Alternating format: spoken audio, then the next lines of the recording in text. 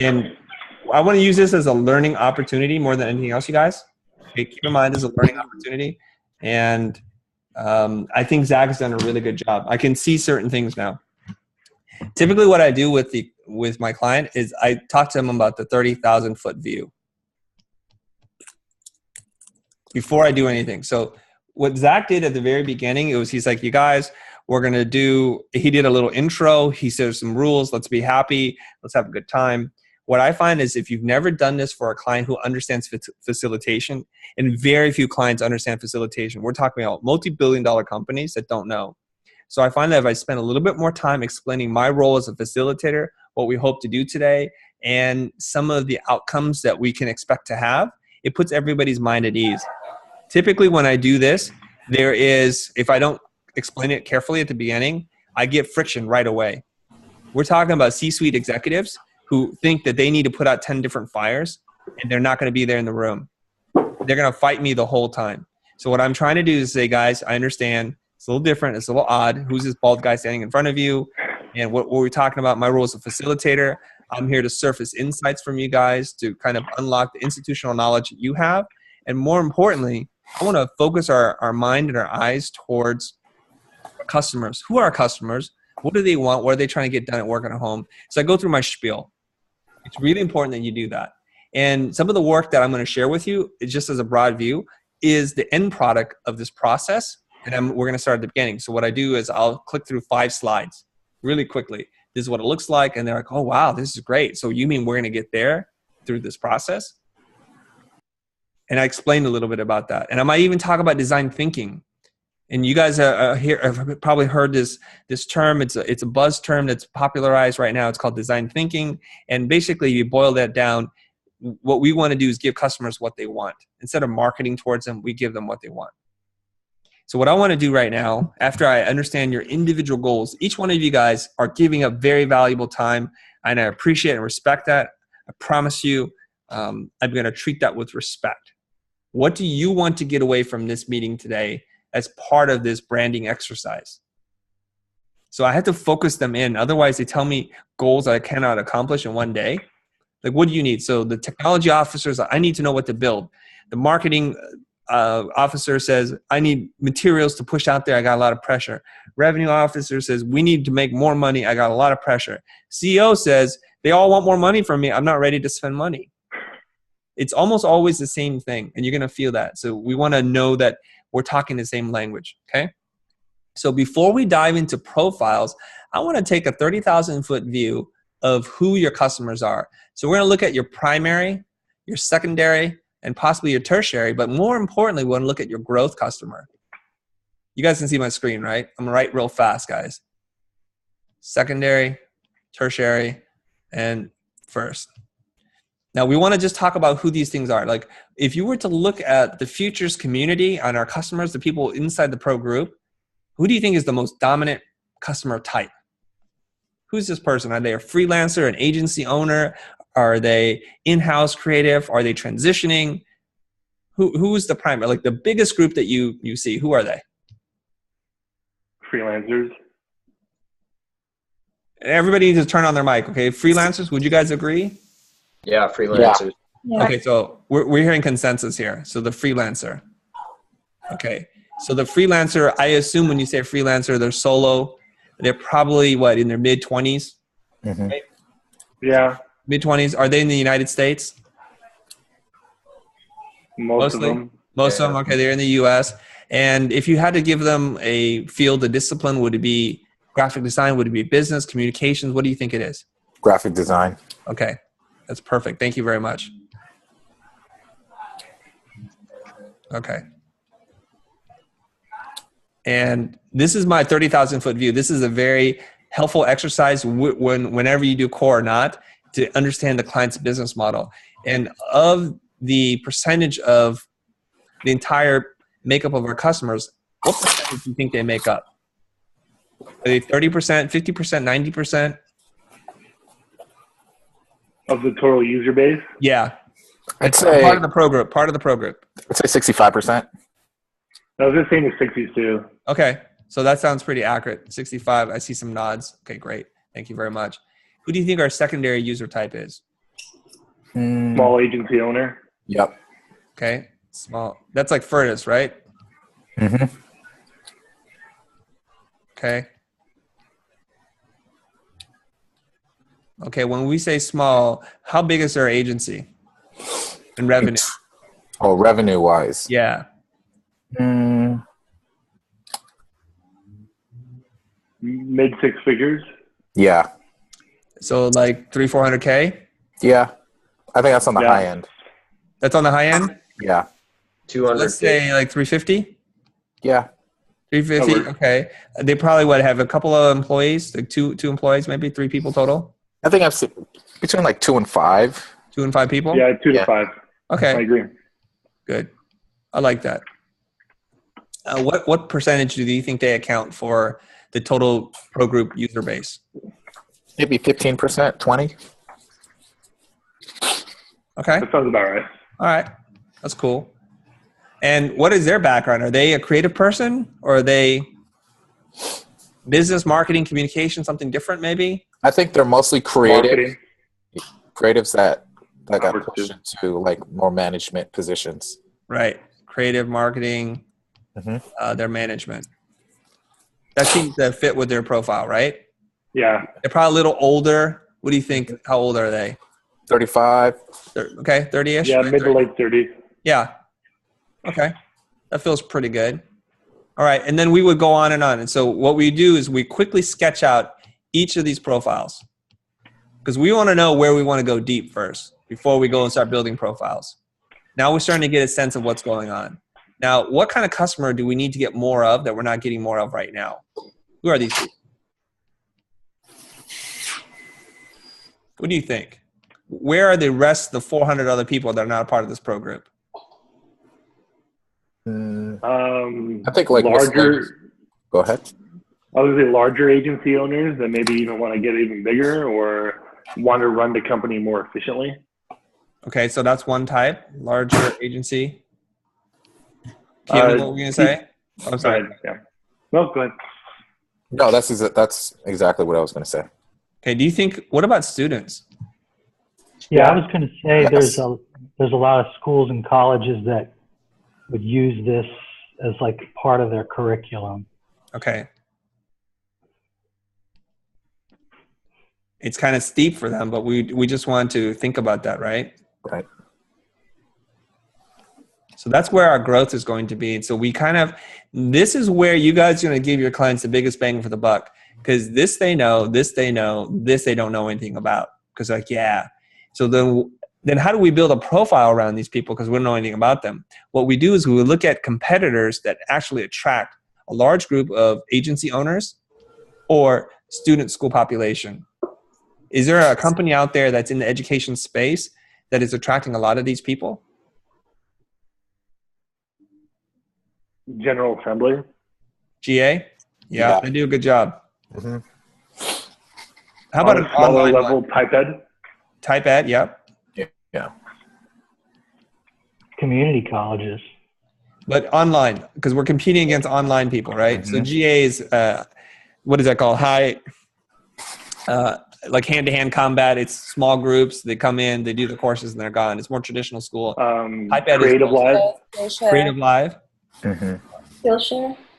Skillshare. Skillshare, exactly. Perfect. Beautiful. I was thinking Masterclass, guys. Yeah. They do an excellent job. And they get all kinds of people. They get experts, and they get enthusiasts. They bring in people with high production value. So now we're going to start to shift our thinking away. And I don't want to get too deep into this.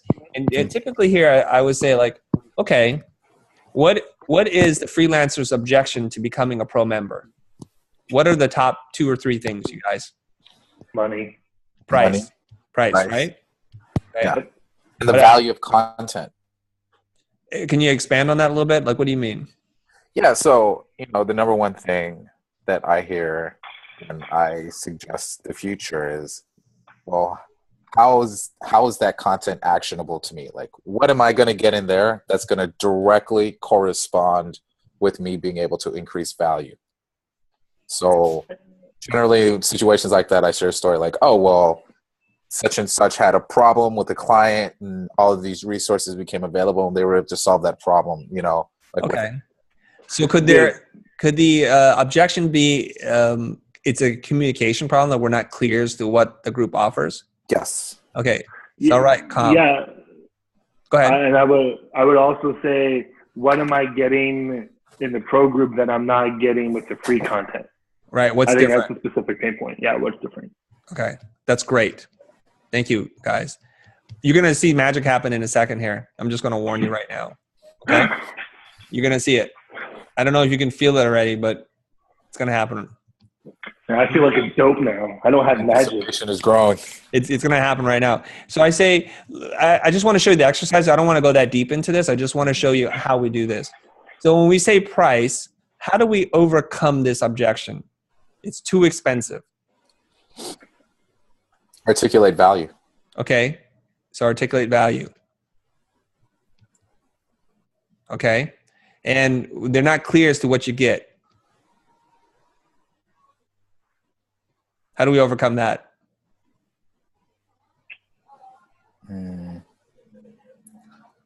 Like better presentation of yeah.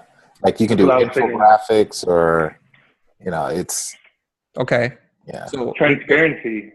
Right. Yeah. Transparency. I like that. So basically, if we're not communicating, then we just need to do a better job of tell them.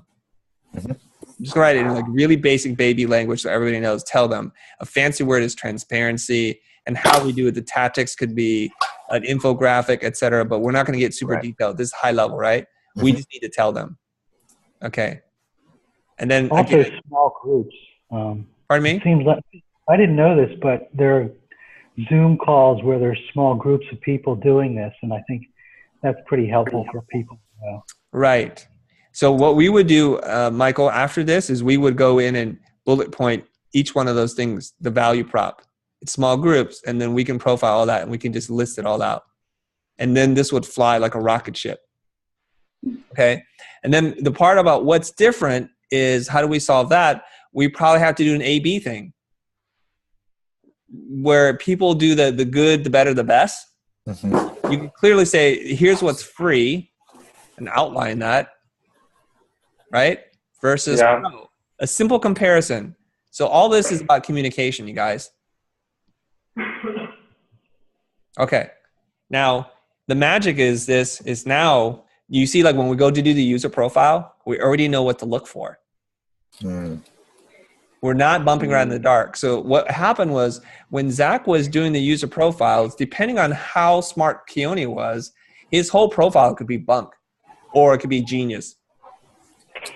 And if you have like a curmudgeon in the room who's like, nah, he's pissed off, he's going to sabotage your thing because he thinks it's stupid. This is a waste of company time and resources, and you're going to get jacked. So that profile that you spent 12 minutes on is going to be in the garbage. Now, what's really interesting here is we can also say, like, if this is 65% of our base, we need to spend a lot of time here, but the rest of the time I want to spend here and here. So it's about understanding in a very broad view where the gold is going to be. We know there's gold in them hills, but we want to know what direction to head in, right? It's like a primer for the personas, basically. Pardon me? This is like a primer for the personas. That's correct. Because we just want to do like a really quick, now when you ask people about the different profiles, what character we want to build, we've already primed the audience to say, well, we should be focusing, you know what, if we can get that masterclass business, they did X millions of dollars, let's focus on that. Let's build it out so that the freelancer feels really attracted. And let's not forget our small agency owner. There's our 3 profiles right now. Okay, so let me save this, okay? And I'm going to take you to the next level. Everybody understand so far? Anybody have any questions? I know I'm talking really fast. No questions? Okay. Now, when Zach is doing the user profile, I notice this happens every single time. I want you to make a note of this. Whenever you facilitate, when there's a question or a dead air, you know something is up.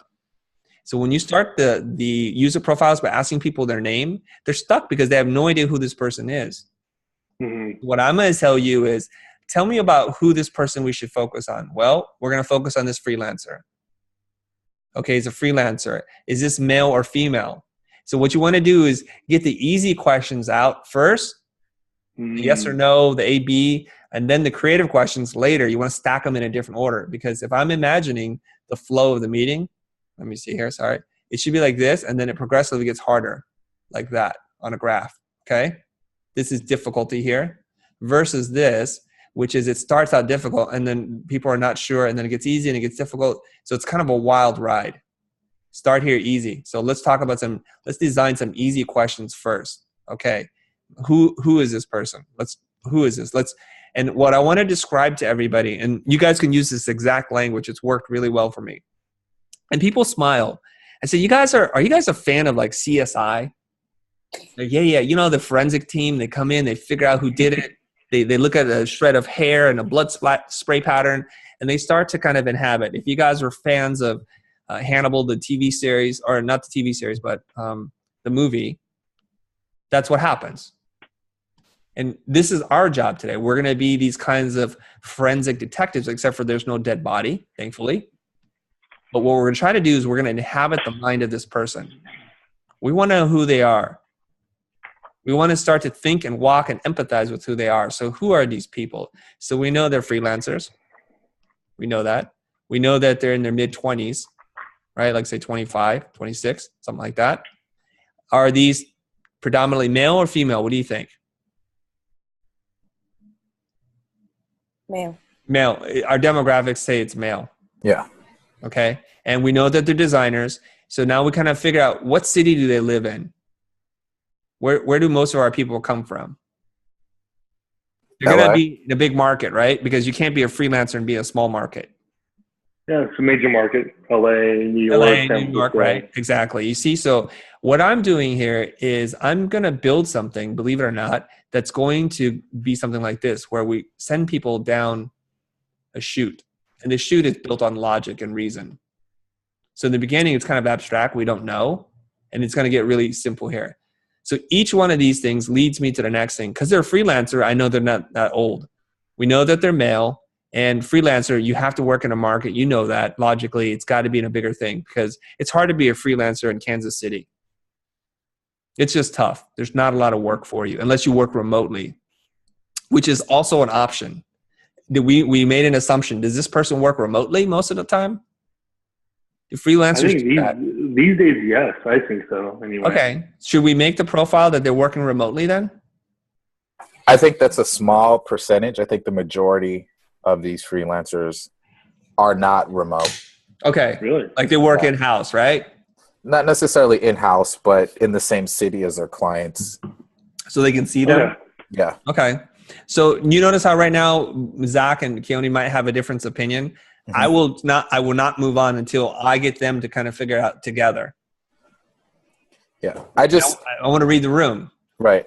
Right. I'm just overemphasizing like what I'm doing. So if Zach says really, he's like, huh. And I'm also kind of with Zach, like, oh, huh. If you're in LA, but okay, we don't know yet. The story could be that this person was in LA, established most of their contacts, and now can work from anywhere, and they want to get out of here. But let me tell you why. Go ahead. Sorry to interrupt you, but I think it also depends on the creative space. Yeah, because like if you're doing something that's maybe more digitally based, like UX, UI, web, I think that lends itself to remote compared to advertising or branding that needs more hands-on. All right. So let's define this profile then. This freelancer, what field of design are they in? Are they in branding, UX, web, digital? What do you think? Most likely. Branding. Branding, yeah. 3 people do branding. Okay, there you go. Branding. And the way we do this, and I often will describe it sometimes like this, is like, you know, when you watch Family Feud, they're like #1 survey, you know, we want the #1 answer. The most popular answer. So they're in branding, they're in LA, so you get out of school when you're 22 years old, right? Out of college. So they've only been out of school for 3 to 4 years at most. So they're not in a super senior position either, I don't think. No. Okay. Now we know they live in LA. Do we know what city in LA? That'll tell us how much money they need to make too. So how much money do you think they make? I think they're trying to make it in the valley. so they can survive on a lower income for now, especially since they just started. Right. Sherman Oaks, maybe? Yeah, I think that sounds about right. Okay. And how much money do you think they make? $45K. 45K. Okay. Does that sound okay, you guys, so far? Yeah. Okay. Did this person go to, what school did this person go to? Northridge. Right. That sounds about right to me. CSUN. Yep. CSUN. Okay. They grew up in LA. They're like an LA native, a California native. You guys? Yeah. Okay. CSUN. Okay. All right. I'm getting a clear picture as to who this person is now. Do we want to make this person white, Asian, Latino, mixed ethnicity, African American? What do you guys think? I vote Latino. Yeah. Me too. I've been to CSUN. Latino. Right? Let's give this person a name. Now we know it's a man, Latino, 25-year-old. What do we want to call him?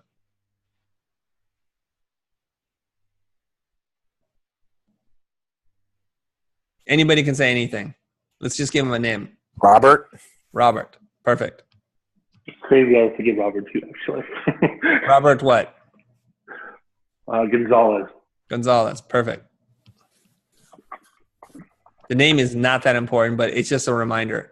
Now we have his profile. So I'm not going to go through all of this, guys. So you see how like they scaffold in, Zach?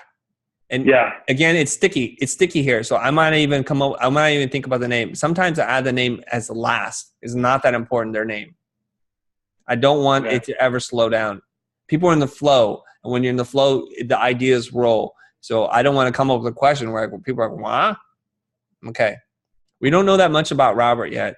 We kind of know he kind of grew up here. He sounds too young to be married, right? So his status, I'm assuming he's maybe dating or single. What do you guys think? Dating. Okay. Now, this is all the stuff that we would consider, demographics, right? We want to get into his psychographics. I'm going to just write demo here. And the way we do psychographics is we talk about his opinions, attitudes, beliefs, and values, interests, hobbies, activities, anything like that. So now he lives in Sherman Oaks. He's working freelance as a branding guy. Tell me what you think his beliefs, values, hobbies, activities, and interests are. Where do you think he get his news from? Like, is he reading it online, traditional magazine? Is he a Fox News? Online, social media. Social media, for sure. Facebook, Twitter. Yeah, Facebook. Okay. Snapchat. All right.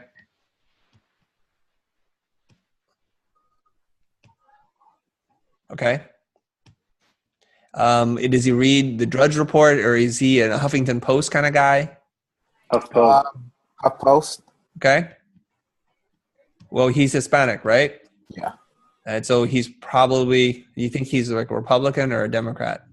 He's probably a Democrat. Right. I think so too. Where else, like what, any kind of magazines that you think he might read?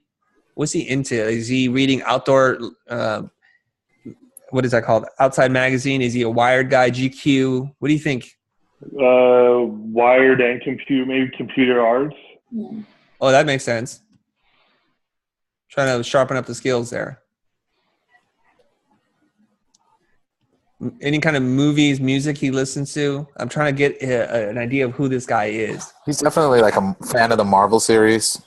Yeah, like comics. Mm-hmm. Comic guy. Marvel. Yeah. So that's probably telling me he's probably got a Netflix subscription too, right? Yep. I'm thinking he likes longboarding. Longboard. Like longboard skateboarding? Yeah. Yeah. Yeah. That feels right. He's definitely a Drake fan. Okay, that's cool. I'm with that. Hip hop in general. Hip hop? Yeah. Yeah, like hip hop in general. What about clothing brands? What kind of car does he drive? He drives a Honda. Honda what? Honda Civic. Civic? Okay. Right. He's Vans.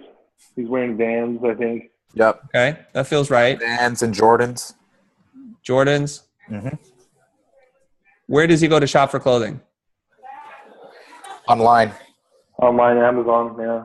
Amazon for clothing? Not Amazon, but something along those lines. I guess. Like Guilt maybe, or Birchbox, or what is that? It depends. I think he's probably rocking a lot of like Supreme wear. So Supreme, yeah, that makes sense to me. Yeah, so he's doing pop-ups. Yeah, that's a good call. Okay, nice job. Really good job, you guys. Do you guys feel like this is all consistent with who this dude is? Yeah. I'm always checking you guys. I'm like, wait, does that sound right? It's right. Like longboard, I can see it. And then the Vans, the shoes with a skateboard. It's all coming together right now. He's probably slightly religious, like Catholic, probably. Yeah, I would say so. At least the upbringing was. Yeah. Right. He grew up Catholic. Could we say that he might be the first kid in college, maybe? Yeah. Right. So he's the son of immigrants, right? They're all legal. So first in college, these things really, really matter. Okay. So we would call him what? First generation?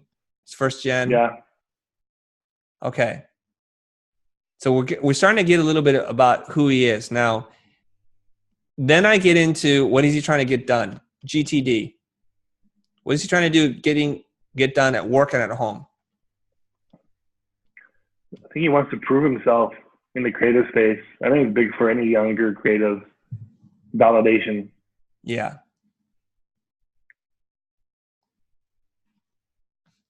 Okay. He wants to prove himself. How will he know he's proved himself? Like, what does he need? What metric is he using? Successfully executed projects. Okay, so he's thinking about his portfolio and okay. Yeah. Okay, so that tells me he wants to win some awards, probably. Probably. Right, for a CSUN kid winning an award, being featured, get featured in a magazine. Get featured in even social media too, like Behance. ID. So shout outs. Right. Yeah, dribble recognition, stuff like that. Right. Badges. Somebody said badges, right? Yeah, Behance badges. Right. Good job. Great. This is really good. I think he wants to make a little extra money from mom. Take care of the family. He's a family guy, right? Yeah. A little extra money from mom. And maybe he has a kid brother too, so he's also trying to like be a positive role model. Yeah. Right? Maybe his kid brother's not as focused. Usually that's what happens. You can do something in creative. I also get the sense now, and I hate to be like a Mr. Stereotype here, but stereotypes help us. We're building an archetype. I feel like his introduction into art and design came from the street. So where did he get his introduction in art from? What was his big influence, you guys? Well, Chicano art. I mean, if we're gonna like tattoo, stay on that stereotype. Yeah, like tattoo art. Tattoo. Maybe he had dreamed about becoming a tattoo artist. Mm-hmm. Certain clothing brands, like he saw Supreme, and how they've broken out into like industrial design and stuff. Right. Yeah. Well, I mean, when he was younger, probably on skate brands. Yeah. I think a lot of kids. Thrasher. Yeah, back in the day, right? Yeah. Yeah. So what was his skateboard company of choice? Girl. Yeah. Oh, beautiful. This is making a lot of sense now, you guys. Okay, Girl and Chocolate, maybe. Mm-hmm. Yeah. Like really nice design stuff. Exactly. All right.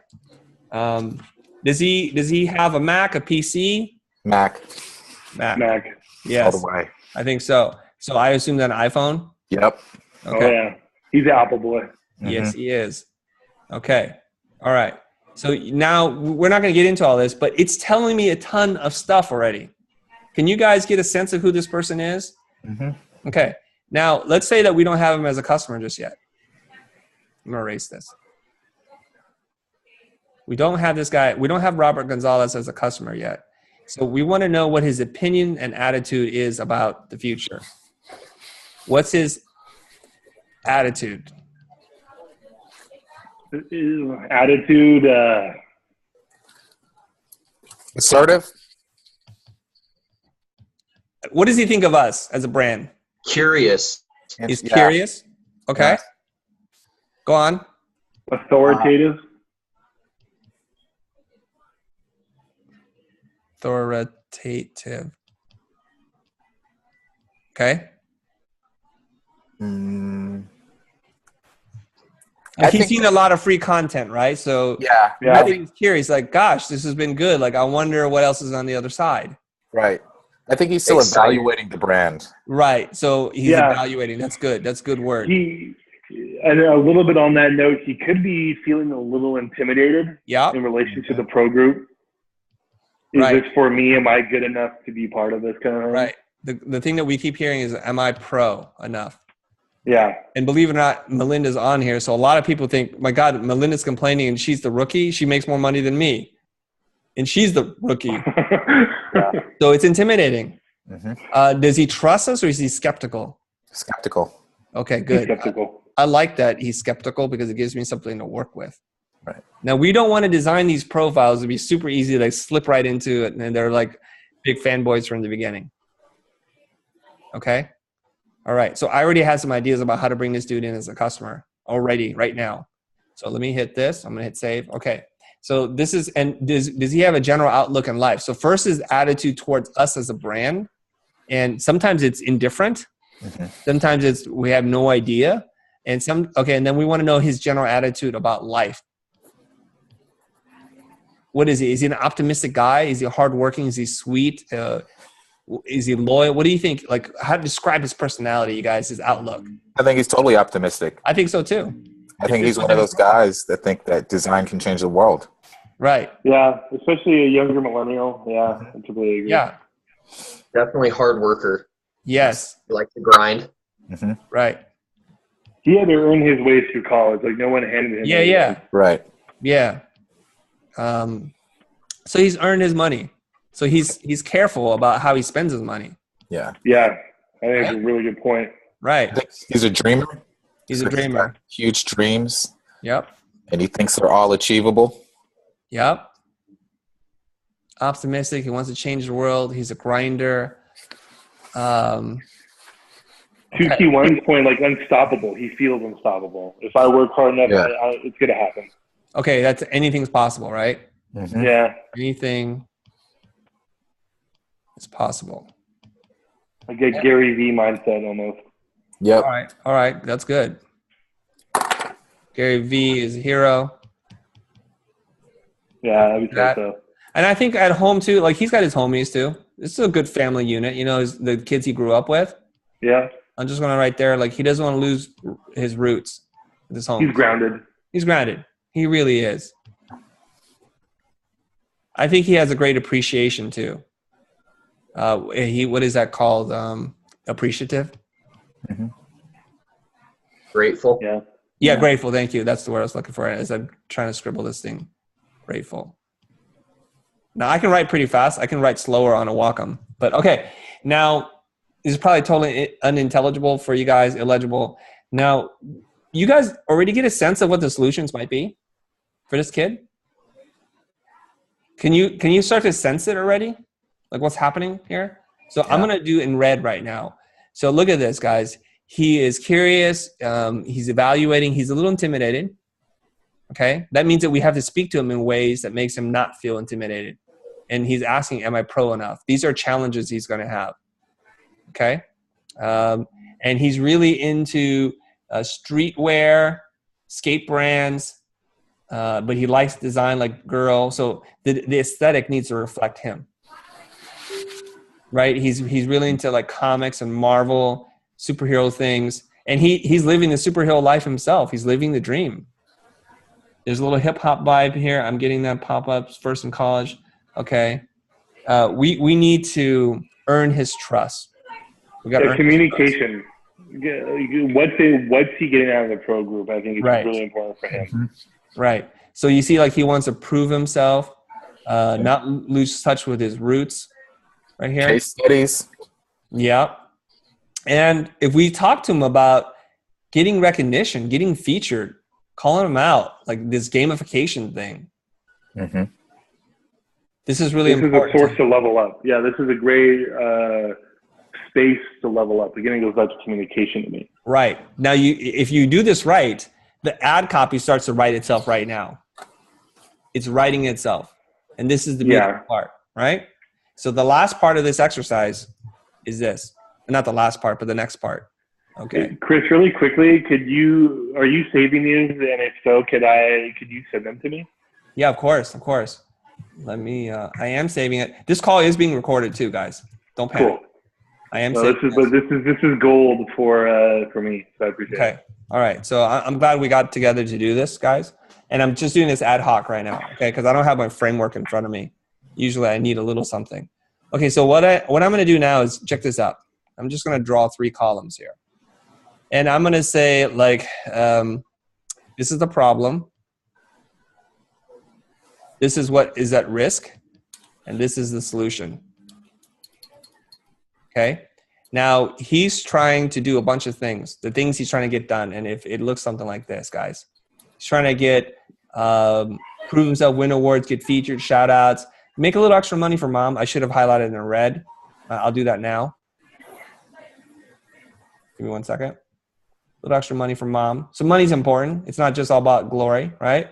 So the problem is, as a freelancer, he may have hit a day rate maximum. There's only so much you can charge. Maybe he's not quite there yet, so he wants to increase his hourly rate. Is that fair, guys? Make a little more money. What other problems did you hear?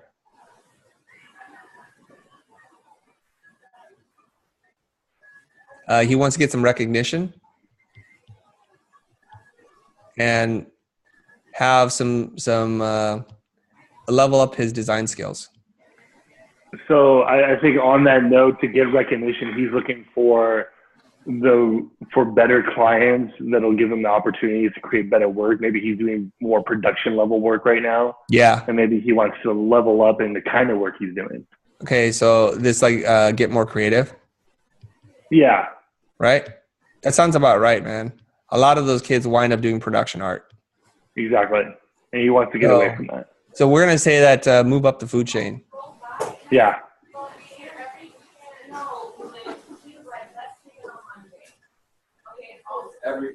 Okay. What else?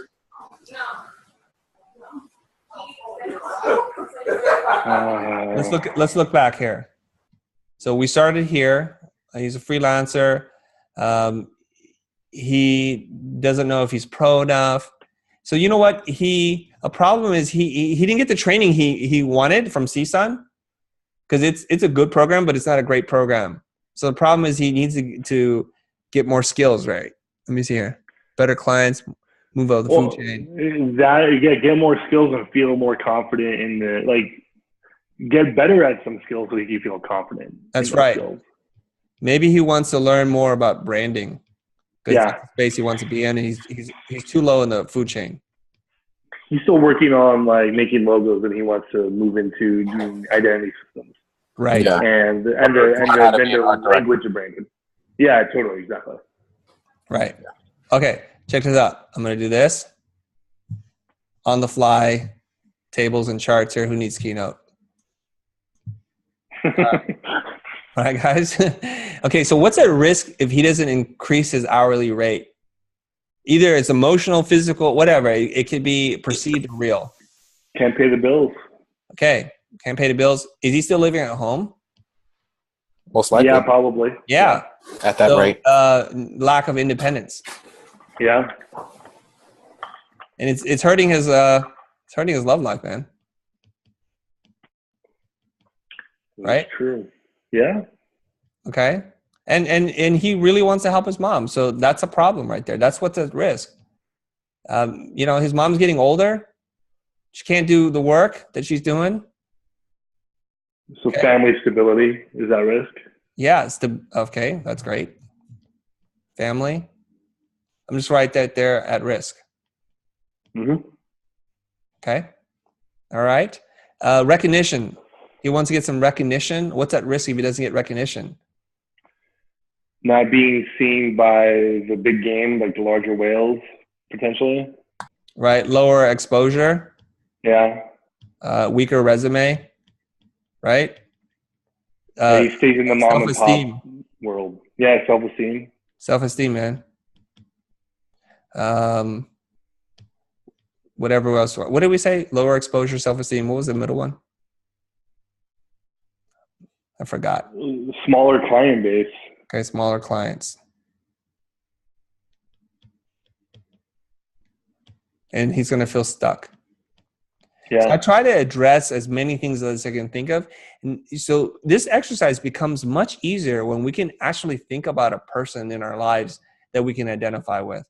When we get into all these nuances, some people are like, Chris, you do these profiles too deep. But if I do them deep, then all the answers start to fill themselves out. And if I don't, I'm guessing at every stage of the game. And I don't want to do that. It's more work to do that. Okay. Well, you built a bigger, not to go off topic, but you built a deeper framework too. Like you're going way past core, and that's something I got to start doing. That's what's teaching me. Now, if you guys go and look at some of the episodes on the user profiles, I actually go through this process. This is a little bit more ad hoc, and it's not tailored for what we want, so that it's a little harder to understand what I'm talking about it in an abstract way. And when you're actually doing it, when we can have a point of comparison, now you can see why I do it the way I do it, right? I want it to flow. This is all about flowing. So problems, risk, solution. Yeah. Okay, so we would go through all this kind of stuff. So the branding stuff, what's at risk is he's going to be stuck in doing production art. Yep. Okay, he's going to get burnt out because he's grinding. And he's just like low-paying work. Mm-hmm. Okay. All right, let's talk about some of the solutions then. And usually we don't do them necessarily in order. There's going to be things that jump out like, hey, if we tweak this one thing about what we do today, we can service him really well. And what might that be? So let's kind of like get really creative. Let's not just say these are solutions we have ready to go, but pie in the sky, we can do anything. At this stage, we can do anything. All ideas are valid. So let's look at this. And this is easy for me here because look, recognition, skill levels. We have the future feedback group, and I give away badges. And people tend to feel proud of that.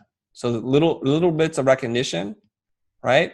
And I also think that this is just me speaking. If we speak a little bit more about our credentials, that'll establish a little bit more. Like the awards we've won, it's like the kingmakers had made us king, and we can anoint you as king as well, perhaps. Well, then also thinking about what the future can do down the road is certification. Certification down the road. So that's a pie in the sky idea, right? Boom. Yeah. And we can actually make a publication like an awards journal too, if we wanted to. Yeah. Right. So maybe there's something there in a journal or online. We can make it a little bit bigger. Like annual that CA puts out or something like that. That's right. We can help solve his self-esteem issue. Okay. Feeling confident and the branding part. What can we do, you guys? I would love to hear more from anybody. I mean, you guys, at this point, it's just a human-to-human thing. Don't worry about whether you do core facilitation or not. You're on the call. I'd love to hear some participation from you guys. If you have something to say, if you don't worry about it.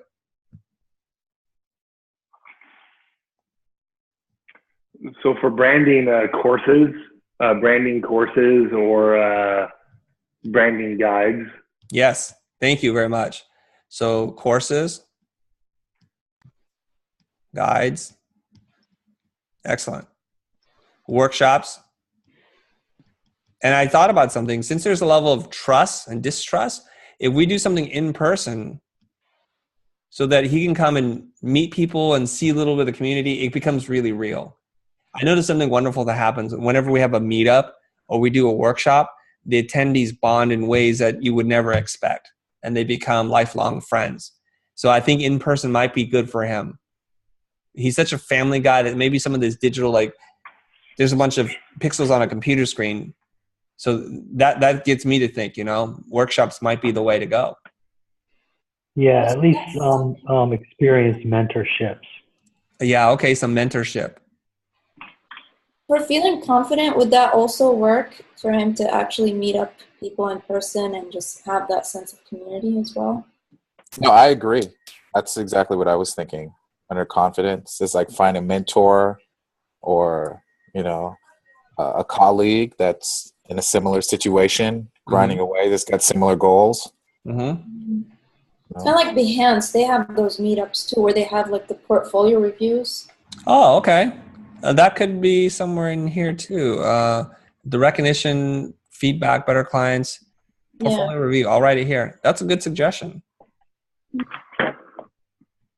Another pro group member made a pretty strong point to me, and she said designers talk to each other like they're eating in prison with one arm around their plate.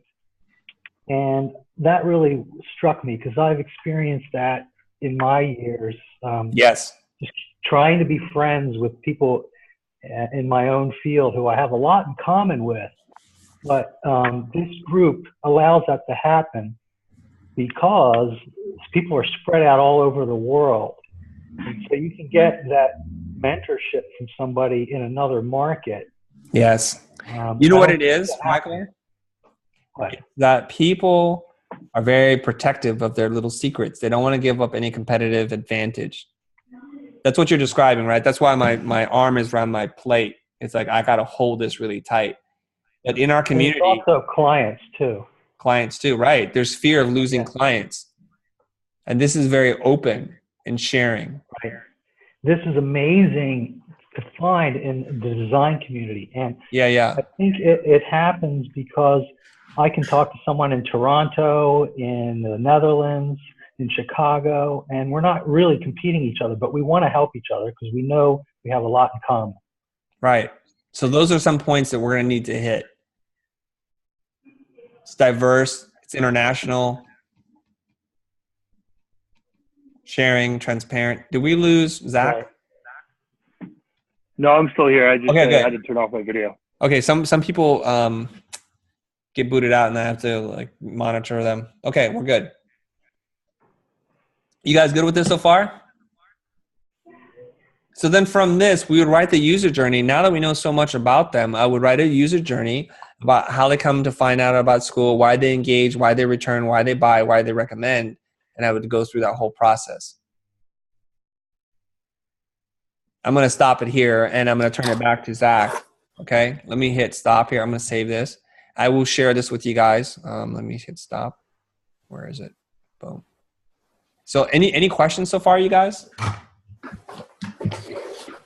So just to kind of recap, I guess, on that whole process, you start with almost that primer of picking out the most valuable personas you want to focus on. Yes. And then you get into more of the psychographic, demographic, if their picture. Yes. Jumping into problem, risk, solution. Yeah.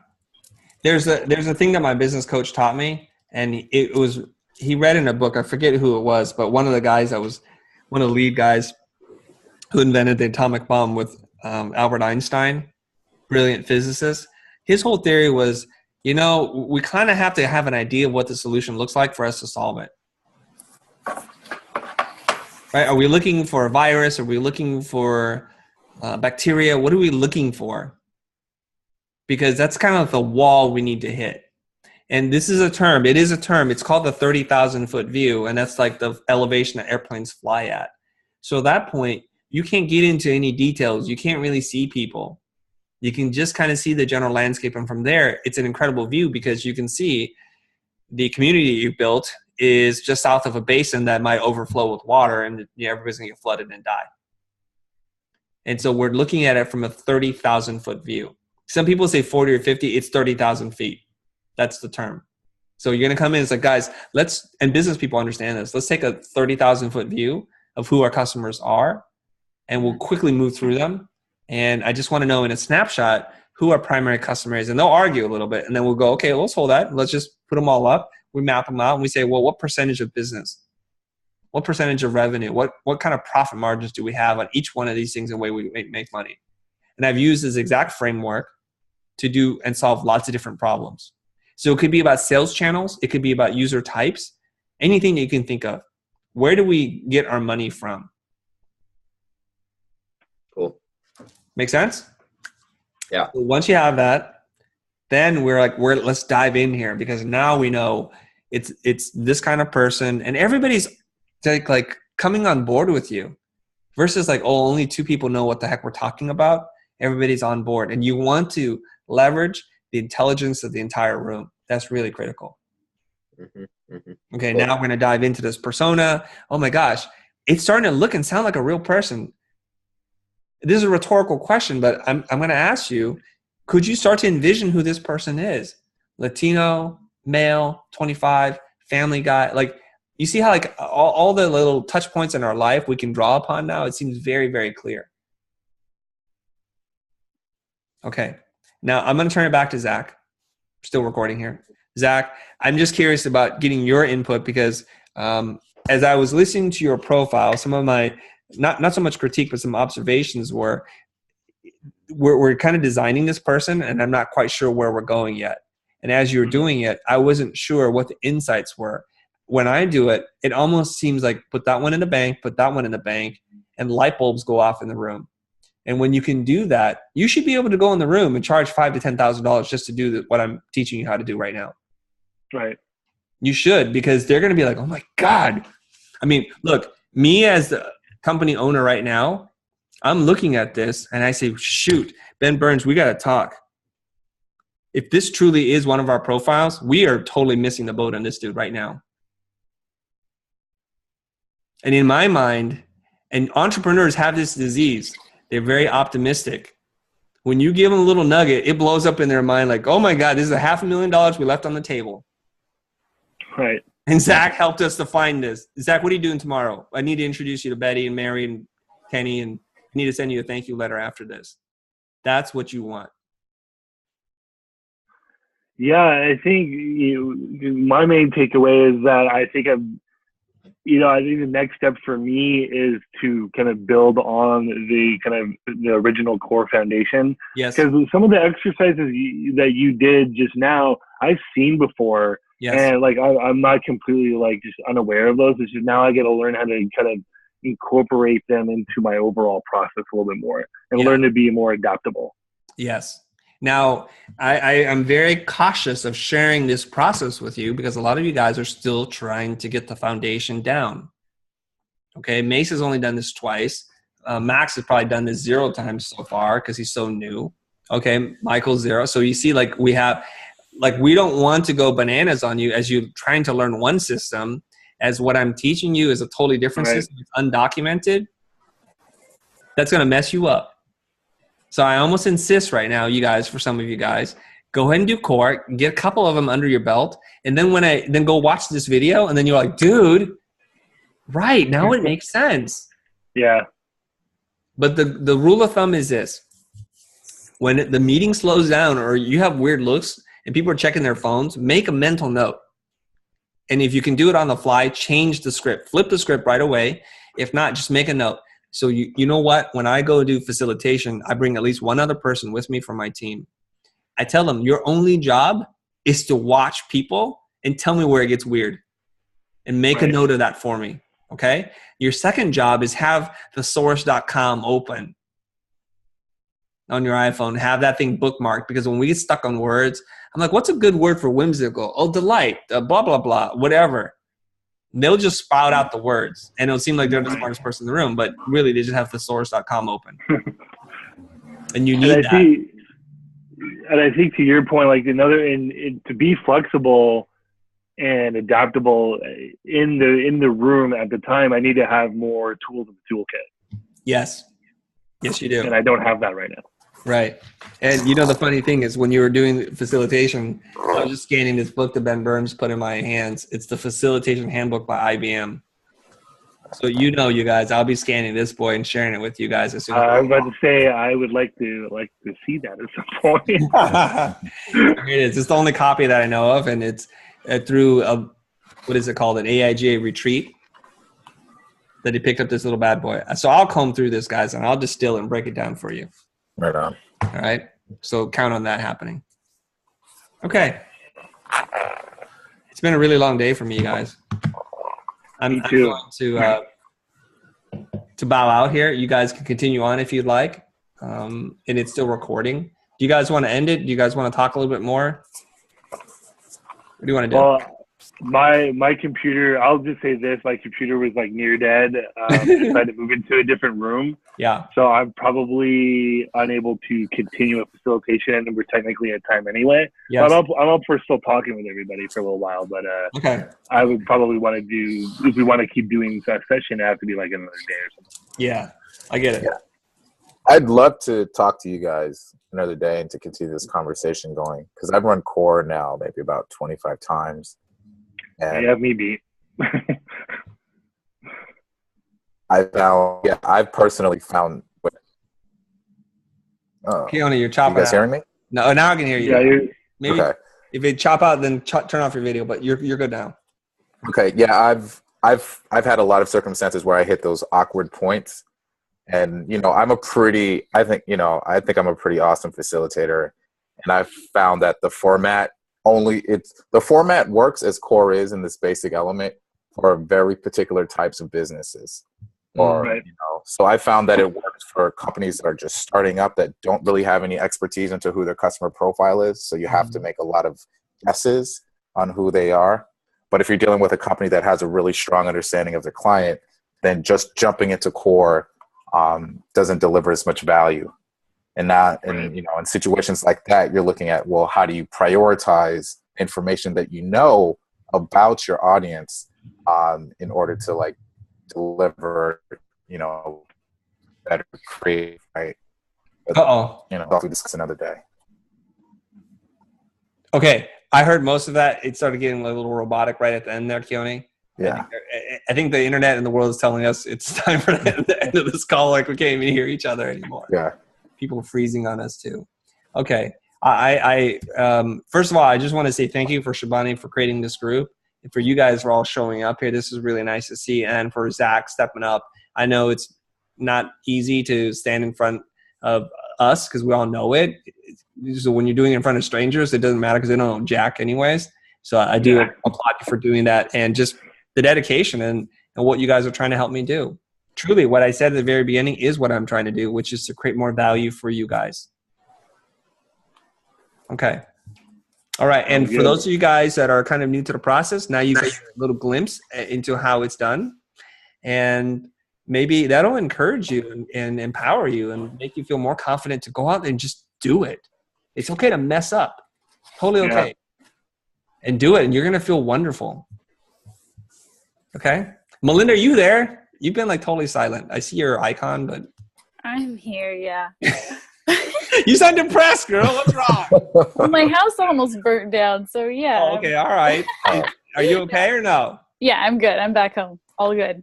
Okay. All right. So you're alive and you're not burnt down. I'm alive. This was amazing too. Thank you so much. All right. I have done core twice, so this was exciting to see. Good. What I can change. Okay. I would love for it to be someday, you guys, maybe, I don't know when that day would be, for you guys to actually come to the studio. We'd bring a real client. I will show you how to facilitate and do it the way that I do, and then explain to you the entire process as I'm doing it.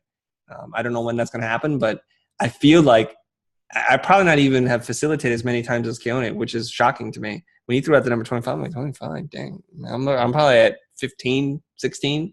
But I learn really fast, guys. I adapt and change. And one of the things that you can learn, hopefully for me, is just to be fearless to like, you know what, that didn't work. I need to change it.